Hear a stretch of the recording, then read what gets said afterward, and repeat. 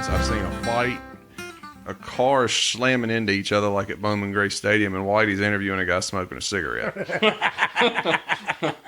I mean, it's the perfect, Franklin County redneckery, I mean, that's what it is. We're so entertaining just being ourselves. Oh yeah. That's the thing. Yeah, for sure. That's the thing. You ain't gotta be somebody. We ain't gotta make it up. We just gotta be ourselves. I think that's why this show is done. I mean, I go through Twitter and Instagram a lot. And I'm looking at other podcast pages and stuff and seeing some of their comments and things they say about the listeners they have and how many and stuff and I feel just. I mean, it's just. I don't know the feeling to describe it, but to know the amount of listeners we've had from the beginning, compared to some of these people, I read their comments on Twitter. I'm like, it's Franklin County. Right. It really was. If we tried to do this anywhere else, we probably wouldn't. It wouldn't matter. Nobody would listen. Nobody would tune in. Be a couple of slack jaws on a microphone nobody wants to listen to. But for some reason, Franklin County, it's something else about this place. I think honestly, you give us a half gallon of bootleg and a race car, we can show you anything. I mean, we would be ultra famous. I mean, we do that every Saturday night. Oh yeah. It's I mean the history, the people, the talent, and it goes beyond racing too. I mean, you hear like Franklin County really is the mecca. Like it's the place that you can bring together. As Chris Williams has stated many a times, like within a 50-mile radius of here, you probably have the best drivers to ever race a car. Oh, and especially in modifieds. In modifieds for sure, but almost in anything, is as the crow flies, you're probably not more than, you can't be, I mean, and even if you go to 100 miles, you're talking about the Burtons, the Pettys, the Sadlers, I mean, but for Franklin County itself, just a 50-mile radius of here, with the people, the racers, the musical talent, the personalities. I mean, Whitey Taylor and Franklin County Speedway for 30 years was synonymous with the place to be at on a Saturday night in Southern Virginia. Yeah. It really was. It was. For sure. I mean, and that's before internet. This is before, before the internet ever existed, you couldn't go anywhere without knowing what that name was. Yeah. Oh, yeah. And it's cool. Like and at this point in time, I think we've all got a responsibility to keep that going. I think we're doing a good job of it. Us promoting it, talking about it.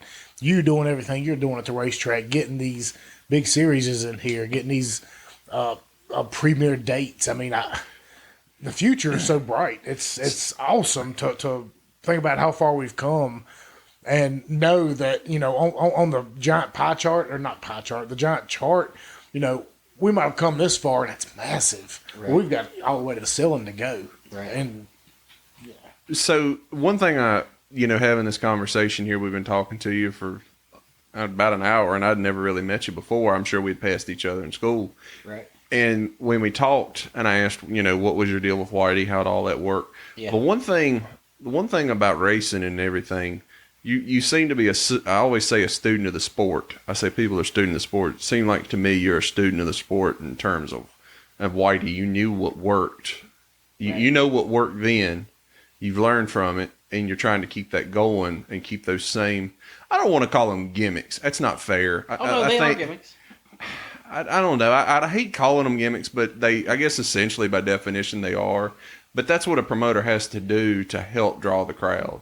There's an old saying in racing, you fight in the pits, I'm going to fine you $1,000. You fight in front of the fans, we're going to pay you $1,000. Yeah, I believe Whitey started that. Yeah, I mean, it's the truth. I mean, you're going to fight. Let's see it. Let's get it on out here and let's see the fans, because it helps the crowd. I mean, regardless of, we consider racing a sport, and I really do think it's a sport because of the physical nature. People watch it because of entertainment, and that entertainment factor is what pays the bills. Yep. I mean, it really don't pay the racers' bills. I mean, who can spend $100,000 on a car to win $2,500? But still, no matter what you look at, your bills, the track to keep it going. Racers are all addicted, so they're going to race one way or the other, no matter how much it costs them. That's right. And but the track itself has to function, and you have to be able to pay the bills. You have to keep the facility up, and be able to get them back the next week. So but you have to have that entertainment factor. If you didn't provide that, you wouldn't have it. I mean, we look back at Humpy Wheeler had a friggin' boxing ring at Charlotte Motor Speedway. I mean, who would have a boxing ring at the racetrack? Whitey Taylor had a wrestling I'm pretty sure ring. he stole that from Whitey having a wrestling ring. He had a back wrestling in the ring. 80s. Yeah, Never mind. And many people, don't know this, but Whitey actually worked for Humpy Wheeler after he, became, extremely successful here. He was spending a lot of time in Charlotte working at Charlotte Motor Speedway for Humpy. He was the catalyst behind creating that Sportsman series, and that had a little bumpy road later on. But he was behind coming up with that. So I mean, I think not every, but most great ideas, racing promotion wise, came from Whitey from the 1980s. I mean, I Whitey swear was that one of the movie goats. Semi-Pro with Will Ferrell, they had to have studied a little bit of Whitey in that movie.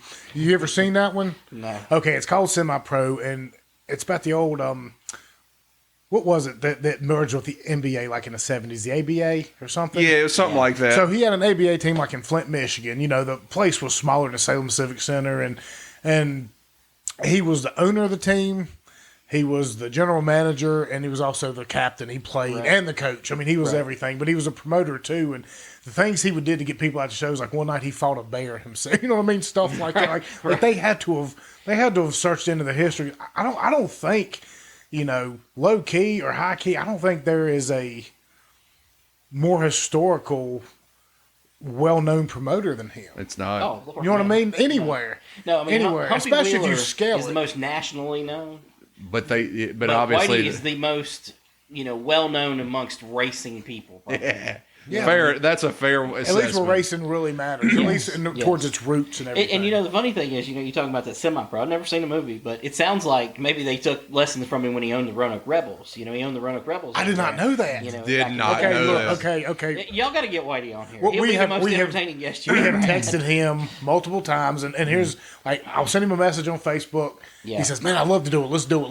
And I'll send him back a time or a date. I won't hear from him. Well, he's so busy. Oh, I know what you're he going to is. do is you have to show up down there at the Trump store. store. Well, see, I was Just going set to up and go. I was going to make a comment about the Trump store because Whitey's not afraid to make $1. Oh no, And that Trump store may be one of the more genius things he's done. it's the most profitable thing he's ever done in his life. It's so what's funny is I had to go to Roanoke Thursday morning, and we're talking about early, so I got to Roanoke at 8, and I'm headed back about 9 o'clock. He's got a guy out there dressed up with a sign at 9 o'clock in the morning, standing on the side of 220 with a "Let's Go Brandon" sign or something.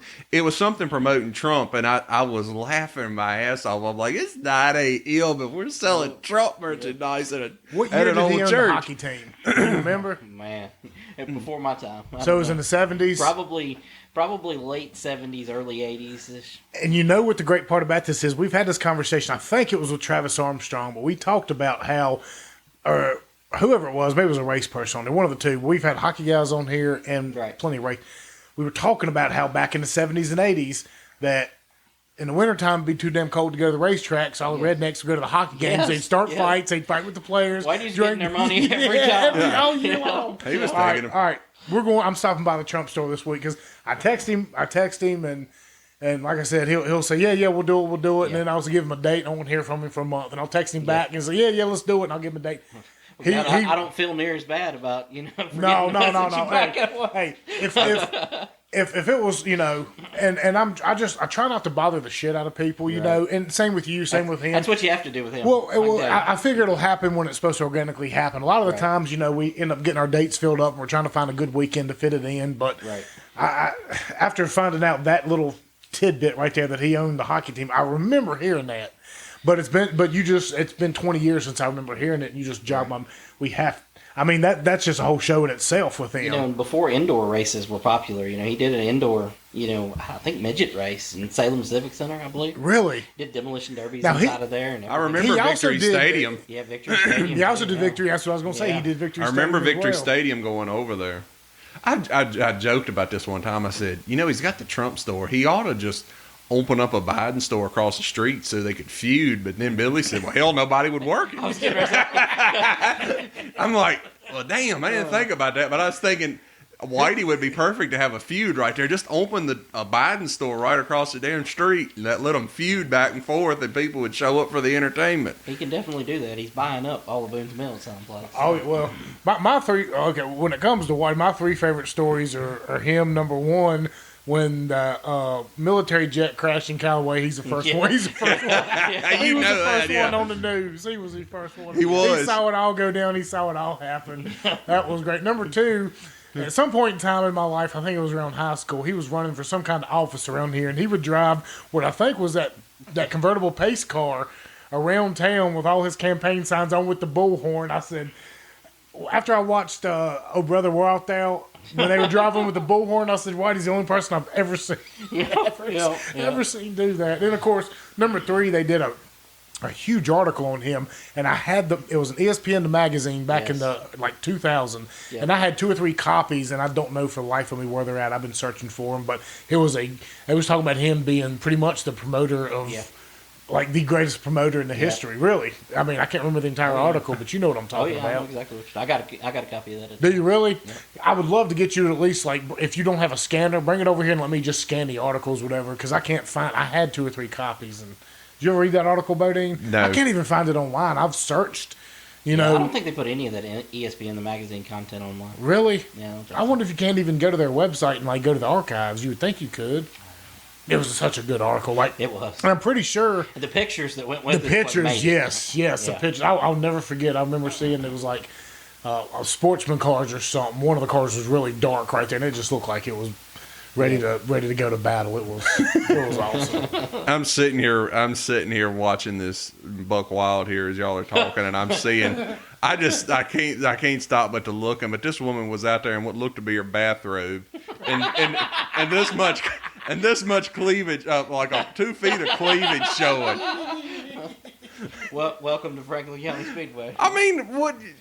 I would pay for this. You will see things there that you will not see anywhere else on this earth. I tell people, like the car store came, I said, I promise you tonight you'll see something you've never seen before. They're like, I don't think so. And at the end of the night, he said, I've never seen that before. This dude just sprayed the cameraman with brake cleaner. Oh my God, you're going to get your ass whooped. Oh well. Oh, me. Crazy stuff. Yeah, I mean, so many good memories of that place, and to be able to be leading the way for you, I think that's such a cool gig to have. I mean, the people coming in and out of there, and it's not only when I say the people, it's the Bobby Labonis of the world coming through there to race mods, and it's the Ryan Woods of the world bringing his 100%. Damn stolen Ultima. I'll be honest with you. Bobby Labonte's cool. I like Ryan Woods way better. I mean, Ryan Woods and that whole story and him on the podcast, he was really good on this podcast. We're going to get him back on again, and he's actually racing full time up here this year. I think. I think he's got Steve Agee working with his car. I don't know what division they're working in. If he comes back, don't burn his damn cheese sticks. That's all you got to do.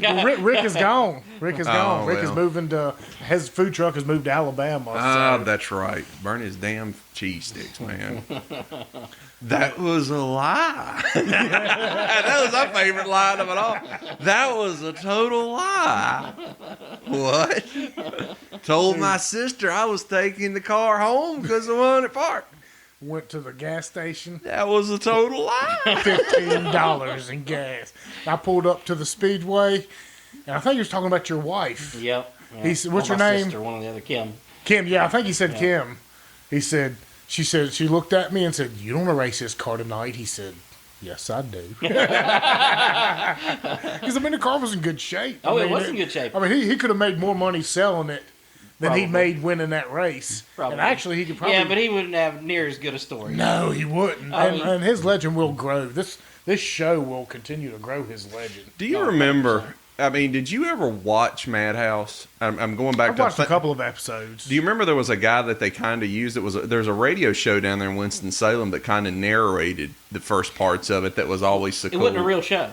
That's actually Brad Smith that owns Velocita, the uniform company. Oh, okay. At the time, he owned RH2A, which is radio. That's what I was thinking. Yeah. And RH2A is not with the Speedway anymore, but he sold it to a guy up in New Hampshire, Connecticut, something like that. I thought they were connected. Yep. And I was sitting there thinking about it, something with the radios, but I couldn't remember RH2Ways. Yep. That was cool how he kind of narrated, but I didn't know that was not a Brad. Bad Brad. Yeah. He had a great voice for it. Oh, and he's one of the most entertaining characters on earth, man. Speaking of which, you guess who friended me on Facebook this week? Probably Shore. Randy Pettit. Randy. I thought you were going to say Randy Quaid. I know he won't be friending me. So I know that. So y'all are on the same. Please tell the story there. I don't know what happened. I don't know. I don't have a clue. I thought that was an odd one myself. But He ran the track in 2018 for Whitey. Yeah. And I don't know, man. He don't like me. Apparently. I don't know what's that guy. Now, what is he? He's like Bowman Gray something or other. He's their announcer. Yeah. Okay, their announcer. And he is. Who was the guy we over saw the at top. Ace in the Ric Flair That's him. pants? That's him. Yeah. That's Him? Randy. Yeah. Really? Over the top. Yeah. Yeah, I was gonna Way say, over the I saw top. those pants, and I But was you like, know what? That gimmick, he doesn't. And I'm trying not to be disrespectful. He does it at Ace. It doesn't work at Ace. But at Bowman Gray, it's just part of the show. It is. It's fantastic. It's a perfect element of that show. well, he wasn't even at Ace. I don't think in any specific role. He had just showed up there. Oh, no, he's the announcer there. Oh, okay. Yeah. Because I saw him down in the pits, and I was like, why is he? If he was the I was announcer, like, I don't know yeah. why. what the hell is he doing? I was like, It just don't fit at Ace. I can see that. You've got to. Ace is not the wild atmosphere like Bowman Gray. When he was at Franklin County in 2018, it fit. I can see that, You're at a yeah. circus, you can look like one of the characters. Yes, I mean we got a little bit of that circus mentality up here, and he fit 100%. right in. 100%. What since you're in the know-how, what in the world's going on down at Lonesome Pine? I had never even knew the track existed. I know they're not racing this year, but when I started looking at pictures of it earlier before the announcement happened, I was like, that's an awesome little track. Yeah. It looks great. I mean, what's going on down there? And it had been built in, I think, 1972. And it used to be Amazing. dirt, though, right? Well, no, it became dirt in 2019. Oh, so it's not dirt 20, anymore. Is it asphalt now or Yeah, dirt? it's asphalt. The Kaisers owned it. I don't remember who built it, but the Kaisers owned it toward 2000. They sold it to a church. Donated is what they did, tax write-off. And that they sold it once they everybody that run it fizzled out. It's a hard place to make work because you're in a really low income area. If it would have been 30, 40 years ago when coal mining was booming, that place would probably be the most packed place in Virginia. When they opened it, it was booming. I mean, it really was. And if that thing was, 30 miles closer to Abingdon, it'd be booming right now. But they once they sold it to this Bobby Mill? I can't remember his name. But anyways, he turned it into dirt. Grand plan, we're going to make it dirt. We're going to make this place successful. It was a great idea in theory. But he didn't know how to prep a racetrack. And in dirt, that matters. Everything. Yeah. It takes a week to prep the track. Oh, most of the time. It's 24/7, man. Yep. And that's where Satch told us, me and Billy, Yes. you're spending all week in that. Yep. I worked for Fred Brown at With Raceway in 2007. Oh. And, man, I didn't know anything about prepping track. I'm asphalt my whole life, you know what I mean? So I'm up there, I'm calling him. I'm like, hey, man, where you at? I'm over at the office. And he's like, I'm at the racetrack. I said, what the hell are you doing over there? Prepping the racetrack. I'm like, I'm dumb.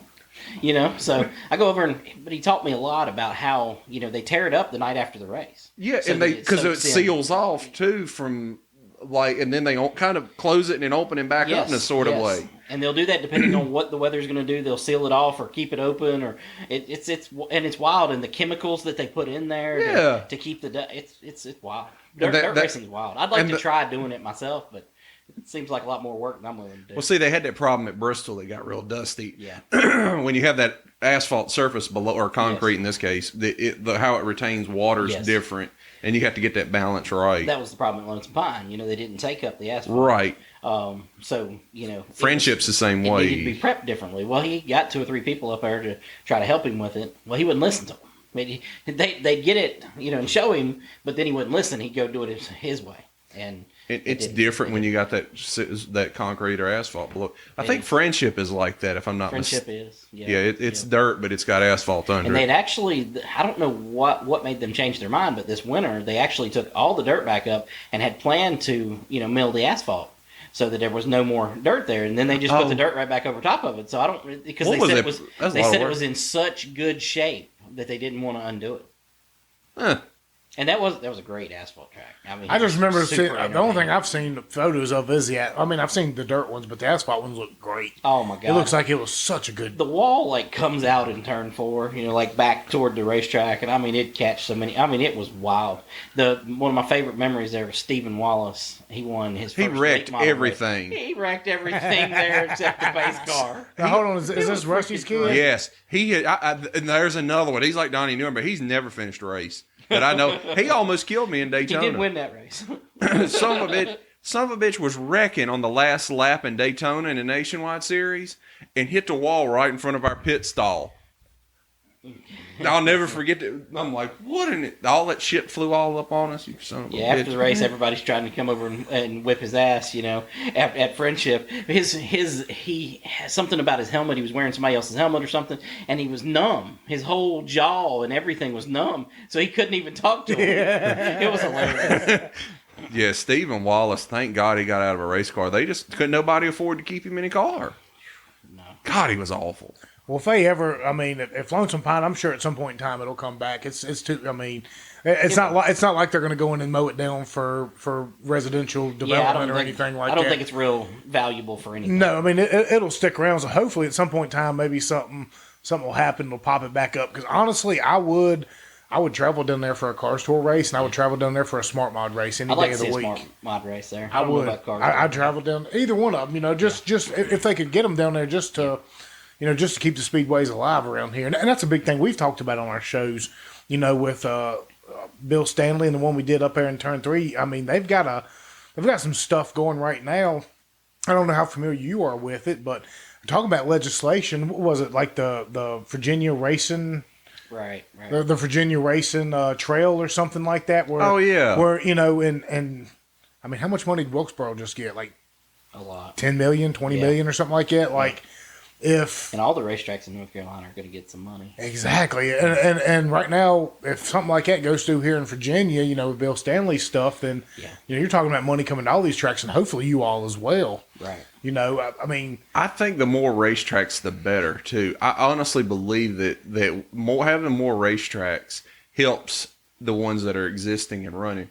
Because you can't have too many. There's got to be a happy medium. Like you can't have 30 Applebee's like restaurants in town and expect them all. You have to have a little bit of uniqueness. A great example of that is Eastern North Carolina. You have from Raleigh over, you have Wake County, Southern National, East Carolina, Carteret, and Coastal Plains. You got 5 racetracks in that concentrated area. Plus, right below them, you got Dillon Motor Speedway and Florence Motor Speedway down there. And the racers are just so split up that nobody has any cars.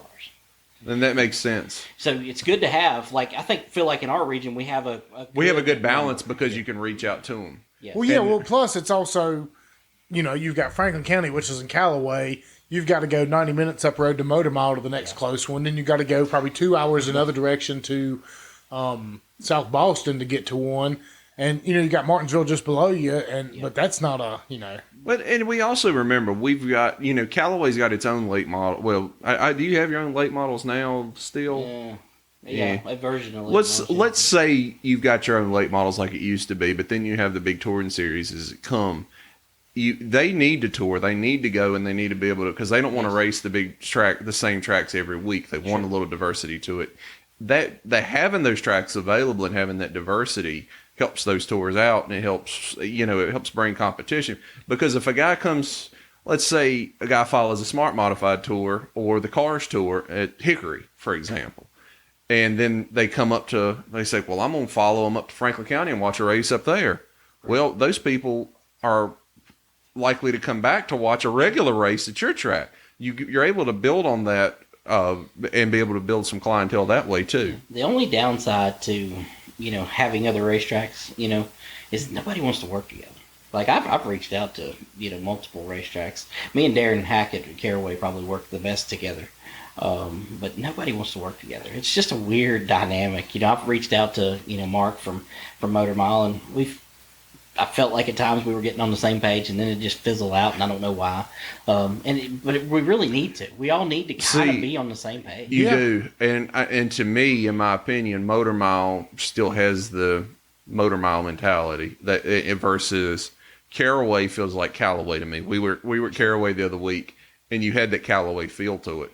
Ace had a similar feel to it, I'll say, but you have that vibe to it, and I think you're on those are more your level in that type of deal. And I think Sheila in mentally is bigger than what it still is. I mean, they're still. I don't understand that either. They need to be working with you guys. Like they used to. Everybody needs to be working together, man. I don't know. Especially these days. I mean, Bowman Gray, they don't need to work with anybody. No, they don't. Everybody else needs to find a way to work together. Bowman Gray has a unique atmosphere that will not be replicated, at least anything I've ever seen.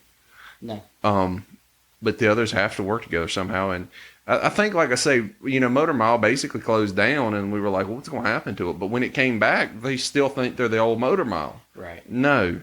Right. You're not the same Motor Mile. You've lost that luster. Oh, for sure. And it's going to take some time to build it back. I mean, they got a beautiful facility. Oh, yeah. I would say out of short tracks, they've got one of the nicer facilities. Yeah, they're definitely in the top 5 in this region, for sure. Yeah. Dominion, Carteret's probably the 2 nicest facilities. Carteret's, is that down in South Carolina? Carteret is in North Carolina. It is...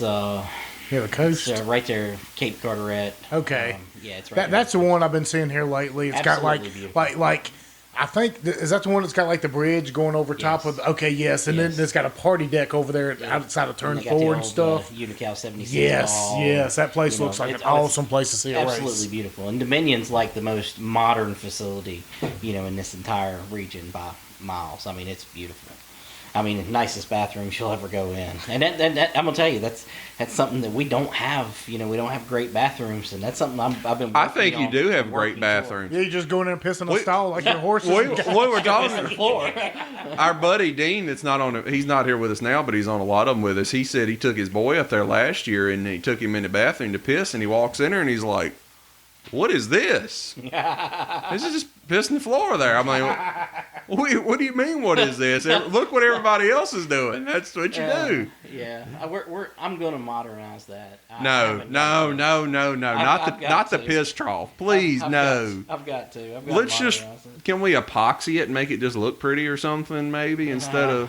Well, you can keep it there. Yeah, I'm not gonna fix that part of the floor. So I mean, it's just quintessential, just pissing the floor over there. Let's epoxy it and make it pretty, like some piss here or something. I mean, we'll put your name down there or something. But no, what we need to do? We just need to get like a big ass like group weekend. Get as many people in Franklin County as we can. Just show up out of the track and everybody just chip in, do a little bit here, a little bit there. I mean. Like, this is a part of us. You know what I mean? Like the Speedway, it's part of our culture. Why not just show up and volunteer a little bit of your time? Because the better that Speedway does, the better we all do. The more people are coming into town, the more people are eating at Buddy's and Ippy's, and the more people are spending money at the gas station, the more people are stopping by the Trump store, turning off Callaway Road, Right. Or Bethlehem. Knowing Whitey, he would have the road shut down on 220, so it forces him through Bethlehem.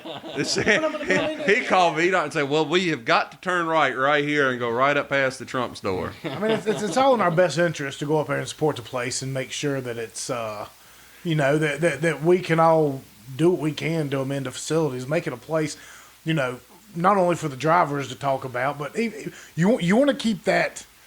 You want to keep that rustic feel. Yes. But you at least want to, just kind of like North Wilkesboro's. Have you seen their design of what they want to do with the place? Yeah. It feels like North Wilkesboro, and that's Franklin County needs to be modernized, but it needs to look like Franklin County. It does. Yeah. And that was the thing with Wilkesboro. The problem is that it had sat dormant, that the structure had become too unsafe to be able to fix. Right. And so you pretty much got to tear it back and put it back like it was, and that's what it needs. You don't need to reinvent the damn wheel. We just need to race the one we got. No, I agree. And I think it'll be good when they come back. But I mean, I think that's exactly what we've got to do. But we've got to have nicer bathrooms. That's one thing that's a goal of mine. Dang it. I mean, we redid the bathrooms in the pits at the beginning of last year, and I mean, the drivers are like, I had one, he walks in, he walks back out, he goes, where the hell am I at? Well, we can redo the toilets, put toilets and stuff in there and stalls that are nice, but the urinal needs to stay the same, man. You need the trough. You still need the trough. You still need the trough is for the drunk people. Listen, I'll leave it in the floor, and I'll have urinals there, but if you want to piss in the floor, just piss in the floor, okay? Damn it, he's taking out the... Okay, well, never mind. Well, if I'm drunk, it ain't gonna matter where I'm pissing anyway. Yeah, you probably ain't gonna hit the urinal. Yeah. So we've got opportunities here, and like we've said on many other shows before with a lot of the people we've had that in our generation, look, this is our time to make a difference. This is our time to come in here and make the necessary changes that, not only benefit us, but also make it better for the community and also make this entire county, take a step up. And, we're the generation that's starting to get into the politics. I don't really want to get into that, but we still need to be influencing those people. We need to still have the right people in office to make these good decisions. It's not going to hamper you all. It's not going to hamper us. It's not going to hamper town. This is our time, and you're right here with us. And that's the cool part about it, So, wasn't there a time, speaking of that, let me expand on that a little bit, then we had more than just racing events at Callaway?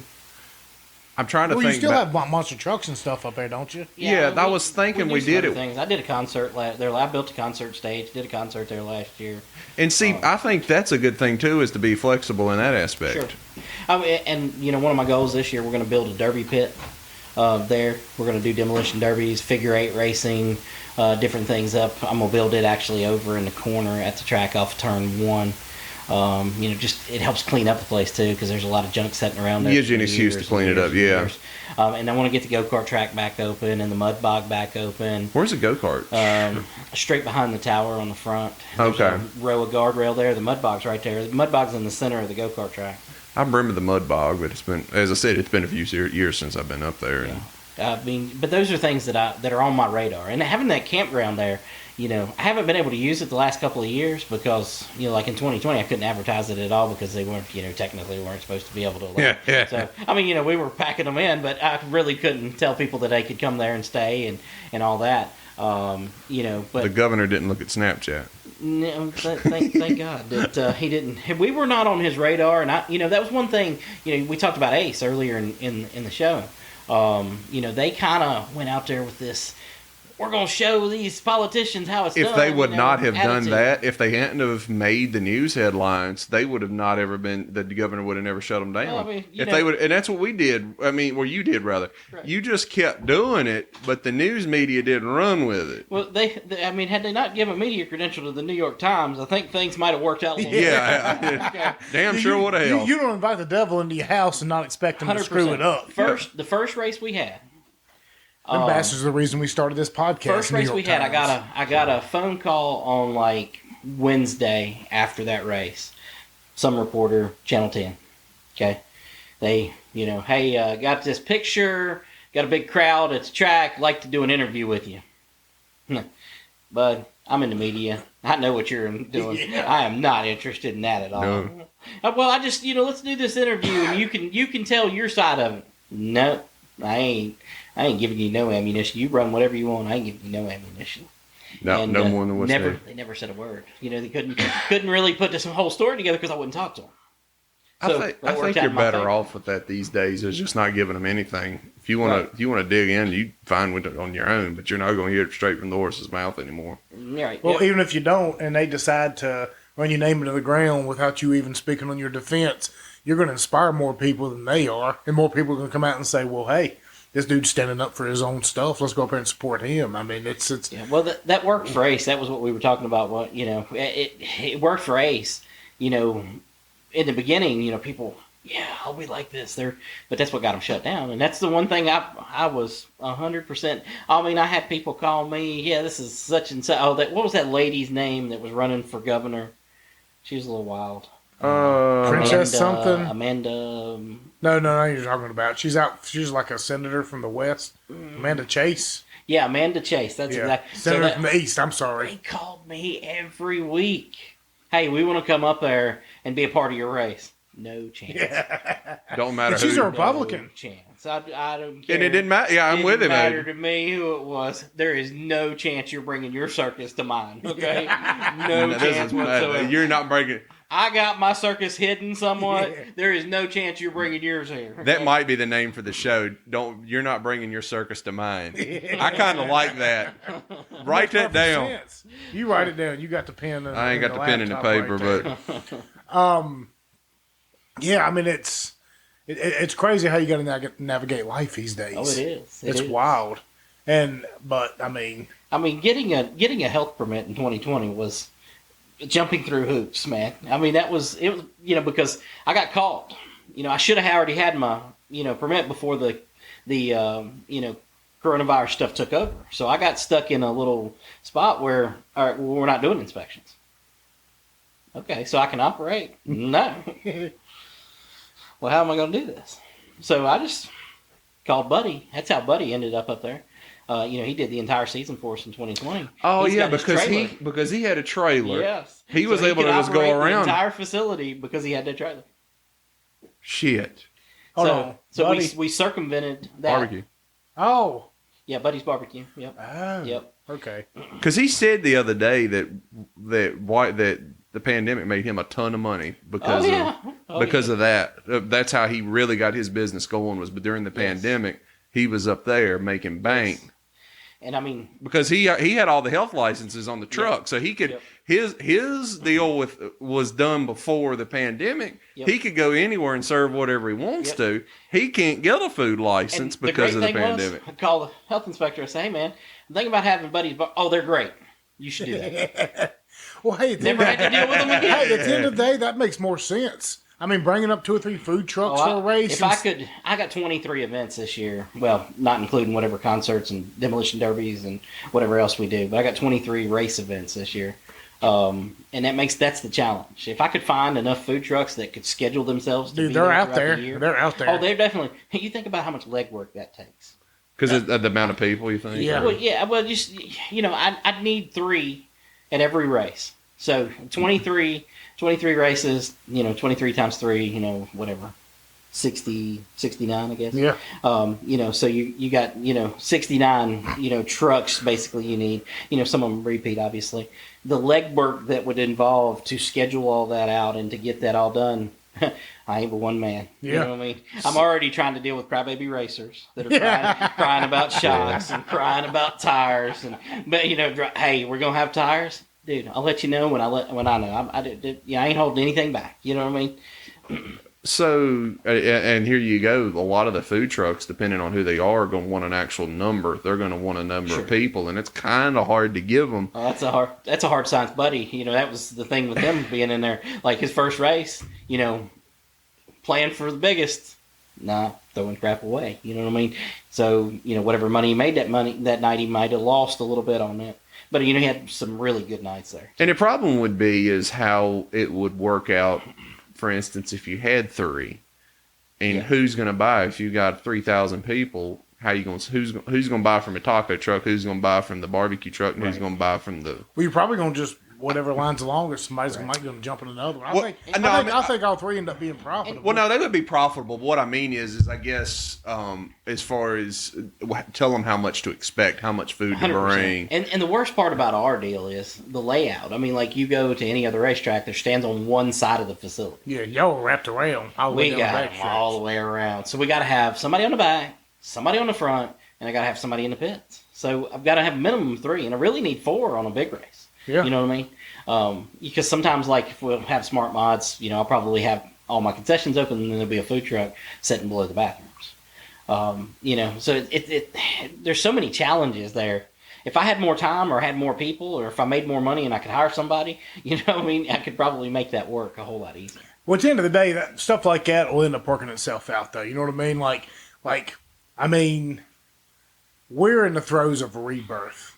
We really are. We're in the throes of a rebirth of local short track racing and bringing up your local economies and stuff. Right. Maybe these first couple of years, it will be a giant pain in the ass for everybody. But, Sure. Eventually, at some point in time, year 3, year 4, somebody comes to you and says, hey, you know what I mean? You ain't got to worry about paying me a lot of money, hardly if anything, but I just want to sit there and learn from you. I want to learn the business. Right. And they go out there and they handle those things for you and they manage those things. And, that's just an example. But, right. You continue to grow and you continue to find ways to make it work. That's the beauty part about Franklin County. That's what we do here. I laugh sometimes. Got old programs from Franklin County from the 80s. I got one right here I was going to show you before we Whitey's left. staff. Yeah, like 9 to 14 people at times. In these programs, they're pictures of staff. I got me. You know what I mean? Yeah. You know what I mean? I don't. I got other people that help me, and there's other people that. But this is staffed during the week, 9 to 14 people. It's just me. It's just me and my nephew Jaden and my brother-in-law Charles. That's pretty much. And sometimes Jaden brings his friends up. You know what I mean? That's it. Dealing with serious promoters, tire companies, whiny ass race car drivers, Fans, and all the things that happen there. It's a 54-year-old facility. Things are falling apart. And every day something new is falling apart, and something new I've got to fix. we know what we need to do.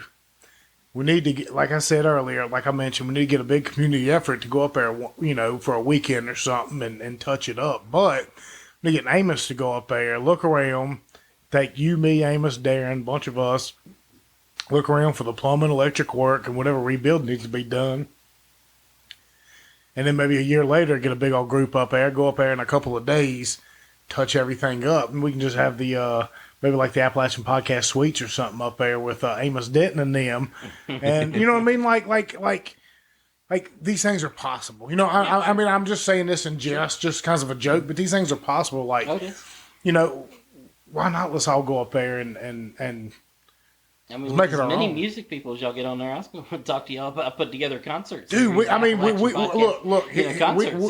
been talking since the beginning. The first episode we had, we've been talking about wanting to do a music festival. Maybe Callaway Speedway's the venue. Okay, I am in. Okay. We have the acts. We have the great acts. I mean, we could probably hit up Waylon, Wade Jennings. Levi Lowry, all these boys. We'd have to schedule it a year out. We have been thinking about this, and throughout the venues we have considered, we were like, man, Callaway would be a great place to do something 100%. like this. You know what I mean? Get a little festival going in there, maybe even do it on a race weekend as well. We have a race in the middle of it, the campground plays into that too. We got, but yes, you got some spots. You've got there. camping facilities. Just get the right set of sound in there, the sound equipment. But I know a guy. You know what I mean? Like, I mean, he just needs some funding. Yeah, I met a guy when I did my concert last year. I had 220 South. I don't know if y'all heard of them. Yeah. Oh yeah. But we had them come in, and they had hired a sound guy to come in for them for that. And dude's really good. He's really good. I mean that's things we need to do. A lot of stuff. The only reason the whole idea of a festival, the only reason we put it on hold is because in the beginning we were talking about it, we were planning on doing it this summer, and I honestly think at the pace we've been moving, we could have legitimately made this happen, and we would have, but Little Riddle is due in less than a month now, and when we started the show, he wasn't in the equation, and then about 4 months in, he entered the equation, and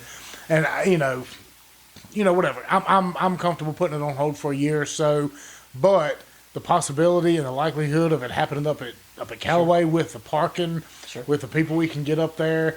We can get up with Tyler and a couple of these, even JD Sutphin, a couple of these promoters to promote the music, work it out, get their bands to come in here. I mean, we can make it one hell and I'm gonna, once I build the Derby pit, I'm going to build another concert stage to be able to be used up there, so we could have multiple, music acts 2 stages going at one time. That would not affect one another, because you got in the infield all the way out there in the corner. I mean, we could put on a mud bog during the course of the weekend, demo Derby. I mean, we could call it the Redneck Riviera Festival. 100%. I'm going to tell you something, and we say this again, and I'll one of the most unique people, and no matter if you get a chance to talk to a guy when it comes to music, at Tyler over at 5 Points Music Sanctuary, I don't know what this guy had. It was just the way he worded stuff, what he had been through in his life. He's something else. He really is. He's an inspiration, and he should be. And anything when it comes to music, I'm telling you, you could run it through him, and I swear you're just gonna get some great information. And he's definitely a cool dude. I've just never. He was poetic in everything he said, and like he's, partially deaf. No, not partially, like 90%. 90% deaf, and he's into music. Mm-hmm. He has a kid. Both of his kids are deaf. Oh wow. They've had cochlear implants. And they have Usher's disease. Now they both have Usher syndrome. And are going blind. So this dude, and as I say, through the adversity, he's even, in his music sanctuary, he's got vests that he puts on kids that vibrate. so that they can feel the music. We saw one of those That's Saturday night when we were there. Me and Tara were there. She looked around at the where they were selling merchandise. She said, "Is that what is that what it is right there?" I said, "I seriously think it is." And it was like this thing where they put on them, and it's a magical thing. And the things he's doing, and the things Anytime it's involving music, I swear you could talk to that fella. He's something else. He brought the kooks. Yeah. He brought the kooks. I will say, Tyler, he's been fantastic to us since every time I go to the show, he comes up to me and says, anything I can do for you, anything, you want or whatever. And I could go backstage and hang out with all them boys and stuff, but I don't like to do that. I like to sit there in the back with my wife. We listen to music. I drink a couple beers. She's pregnant, so she DDs me home. And you never have a bad time there. And the dude is really in tune with his audience. He's really in tune with the bands he brings there. He's in tune with all this kind of stuff. And after having him on the show for our 50th, I was joking to Bodine.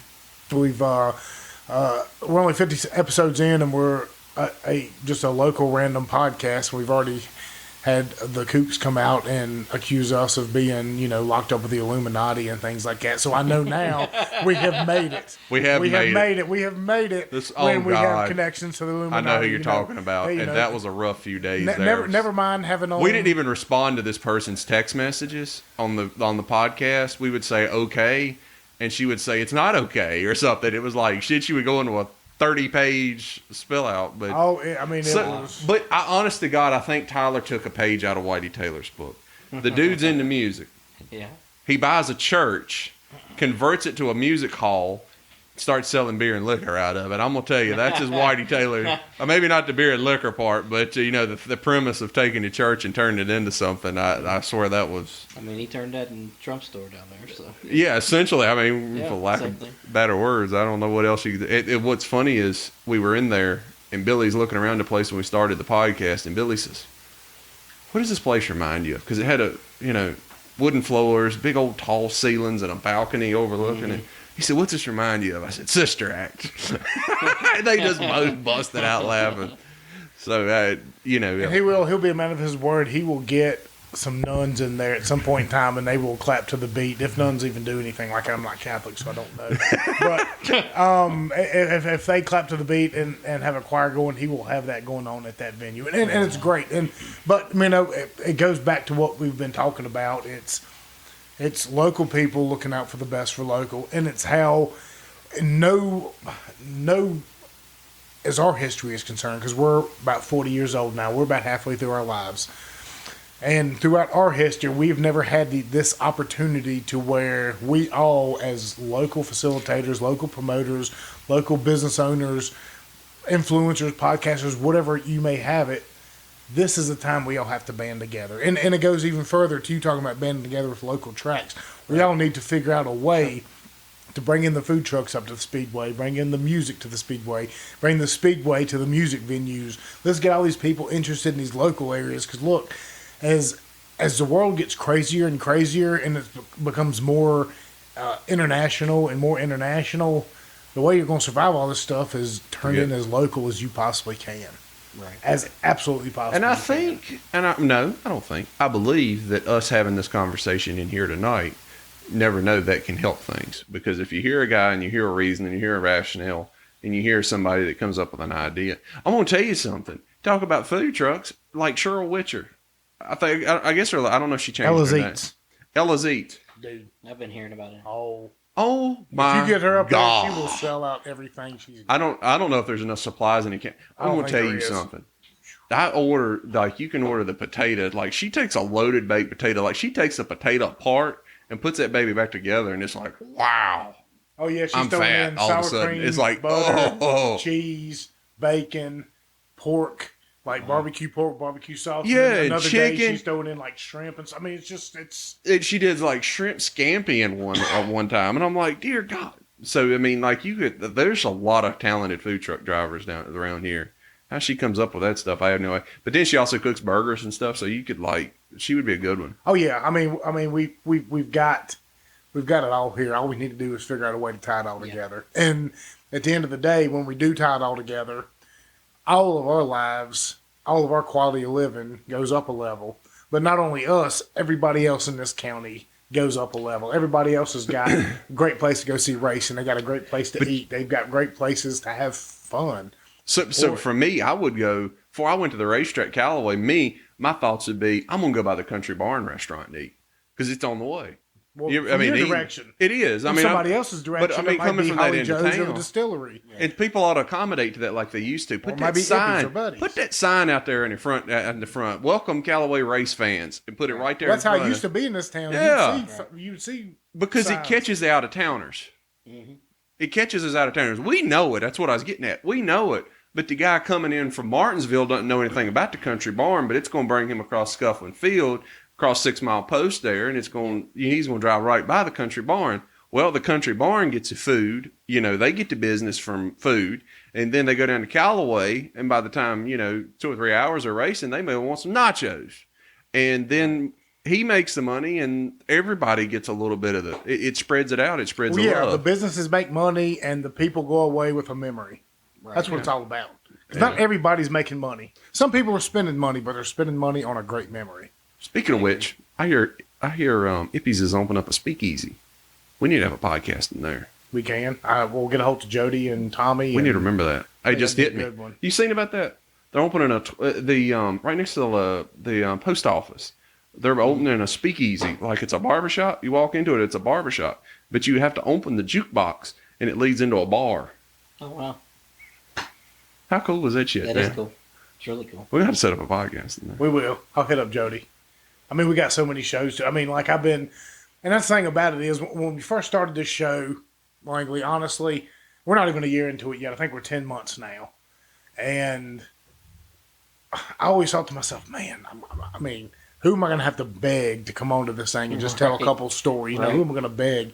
And, not even 4 months in, we're already getting CMA nominated artists, Grammy winners, Winston Cup champions, things like this. Right. The local episodes are so much fun as well. But I never imagined it would get to this point. But I have no idea where I was going with this statement right here. Sorry, I got a message from one of my friends that's in a hospital. So I was well. I mean, I was just talking about thinking about begging these people to come on. Begging, and then we just kind of being here. I'm sorry, people. I've drank 3 or 4 beers. Well, things kind of fell in our lap too. Well, to be here and to have the things that fall in our lap, and to be in this position, to be able to influence our community the way we are. I mean, it's such an honor. It's such a. I mean, I'm beside myself with the opportunities we have and the people we've had on here and the things that we have coming forth, here in this community between, the restaurants and the racetracks and having Jody and them on here to talk about the speakeasy. That's another. Yeah, I mean, I think it's opening soon. Yeah, we might need to jump. I don't really know Jody. Kelly's dad does, but yeah, I can hit her up. Okay. I mean, and when we've talked about Ippy, I mean, I don't think I've ever put a post on here talking about how awesome Ippy's is, their food anyway, mainly because it doesn't even need to be saying. But We've talked about it on the show many a times. I mean, you're going to get a good meal up there if you're coming into town. When we get people in for the race, they say, "Where are we going to eat?" I'm like, "Well, if you want barbecue, you go to Buddy's. If you want something else, go to Ippy." Yeah. And that's pretty much the only two. And so it's also it depends on where they're coming from. If they're coming from, well, I don't know. I was going to say, if you're coming from Roanoke, you might would just cut across Bethlehem. But if they're coming into town, they would turn right up. Well, if they're coming from Martinsville, if they're coming from Rocky Mountain or whatever. I would love to see them have signs out, local race fans, stop in here for a meal. We will. We'll get that going. I mean, that's what we need to start just doing. like Whitey with that damn guy standing out there on the side of 220 selling a Let's Go Brandon. I mean, I know it's $1. We don't like Biden. That's great. All funny. But damn. Let's get out there and let's throw some restaurant signs out there and let's flag them down. Hey, race fans, come here. Well, one thing we can do from here on out is, I mean, I've had so much fun with this conversation tonight. Langley, you were like, God, this is creepy to say, but you were like if me and Jeff had a kid. You are my common sense and wit, but you are Bodine's like racing knowledge. Like it's I've had a lot of fun. I've enjoyed coming in here and talking racing with you.